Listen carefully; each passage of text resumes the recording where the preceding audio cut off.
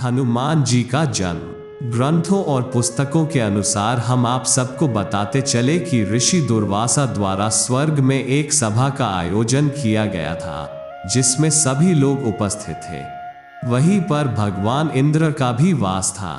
सभी बहुत ही गहन भावना में लीन थे। उसी दौरान एक अप्सरा, जिसका नाम पुंजिक स्थली था, वो उस सभा में विघ्न पैदा कर रही थी, पर उनको जरा सा भी ज्ञात न था वो अपनी इस नादानी से कितना गलत कार्य कर रही है। उसी समय ऋषि दुर्वासा ने उन्हें सरलतापूर्वक इस कार्य को न करने को कहा, पर उन्होंने ऐसा नहीं किया। वो बार बार उस सभा में आ रही जा रही थी। यह देख ऋषि और अन्य लोग बहुत नाराज हुए। ऋषि दुर्वासा ने उन्हें श्राप दिया और श्राप देते हुए कहा, तुम्हारा यह कृत्य बहुत अशोभनीय है। मैं तुम्हें श्राप देता हूं, तुम वानरी हो जाओ। यह सुन मानो अप्सरा के पैरों तले जमीन खिसक गई। उन्हें अपने द्वारा किए गए कार्य का बहुत पछतावा हुआ।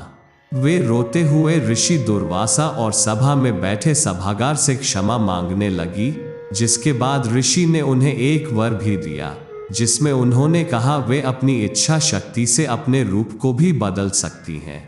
ऋषि दुर्वासा ने कहा, अगले जन्म में आपका विवाह एक वानर के साथ होगा, जो एक भगवान होंगे, और तुम्हारा पुत्र भी वानर होगा, जिसके पास बहुत सी शक्तियां होंगी और बहुत बलवान होगा। ऋषि दुर्वासा का यह कथन सुनकर उन्होंने इसको स्वीकारा और उनका अभिवंदन किया। कहे गए कथन के अनुसार कुछ वर्षों बाद पुंजिक स्थली विरज की पत्नी के गर्भ से एक वानरी का अवतार लिया, जिनका नाम माता अंजना रखा गया। माता अंजना जब अपने किशोरावस्था में पूर्ण हुई तो उनका विवाह वानर केसरी से हुआ, जो महान पराक्रमी शिरोमणि कपिराज अर्थात भगवान थे। पुंजिक स्थली माता अंजनी ने नाम से संबोधित की जाने लगी। उनका जीवन सुखमय और शांति के साथ व्यतीत होने लगा। ऋषियों द्वारा हनुमान जी को दिया गया वरदान। एक समय की बात है, जब अनेक ऋषि अनुष्ठान कर रहे थे तो वहां पर एक जंगली हाथी ने उपद्रव करना शुरू कर दिया। बहुत से ऋषि अपने अनुष्ठान को पूरा नहीं कर पाए।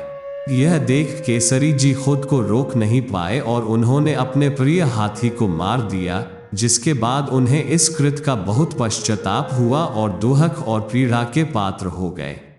यह देख वहां सभी उपस्थित ऋषियों ने उन्हें वरदान दिया। उन्होंने कहा कि शीघ्र अति शीघ्र तुम्हारे यहाँ एक बच्चे का जन्म होगा, जो बहुत बलवान और शक्तिशाली होगा, पवन से भी तेज जिसकी रफ्तार होगी। एक मत यह भी है कि माता अंजनी मानव रूप में पर्वत की तरफ से जा रही थी। वे उस समय वहां के हर दृश्य का आनंद ले रही थी। उसी दौरान वहां बहुत जोरों से हवा चलने लगी और उनका वस्त्र उड़ने लगा, पर आसपास कोई क्रिया नहीं हो रही थी। न पेड़ पौधों के पत्ते उड़ रहे और न ही कोई अन्य क्रिया। यह देख माता बहुत क्रोधित हुई और चेतावनी देने लगी कि कोई भी हो, मैं श्राप दे दूंगी।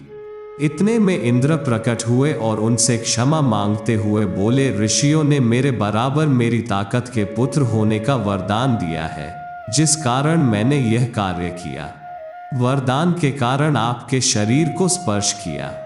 उन्होंने यह भी कहा, भगवान रुद्र मेरे स्पर्श से आपकी आत्मा में प्रविष्ट हुए, जो आपके पुत्र के रूप में जन्म लेंगे, और इसी के चलते भगवान श्री हनुमान जी का जन्म हुआ, जिन्हें हम भगवान रुद्र के अवतार मानते हैं, और इसी कारण हम इन्हें पवन देवता भी कहते हैं। श्री हनुमान जी के जन्म के बाद उन्होंने बहुत से महान कार्य किए, बहुत सारे राक्षसों का वध किया है। प्रभु श्री राम की भक्ति में लीन रहने के पश्चात उन्हें भगवान राम मिले, उनकी सेवा करी, माता सीता जी को लंका से छुड़ाने में अहम भूमिका निभाई। इसके साथ ही साथ उन्हें कलयुग काल तक जीने का वरदान साक्षात विष्णु जी से मिला। राजस्थान, लंका, कर्नाटक और भी अनेक स्थान हैं जहां हनुमान जी के होने के अवशेष प्राप्त हुए हैं। हम सभी को हर समय, चाहे सुख हो या दुख हो, उनके प्रति आराधना करनी चाहिए, उनकी भक्ति में लीन रहना चाहिए। आशा करता हूं कि आपको हमारी यह वीडियो पसंद आई होगी। ऐसी ही धार्मिक वीडियो के लिए हमारी चैनल को सब्सक्राइब अवश्य करें।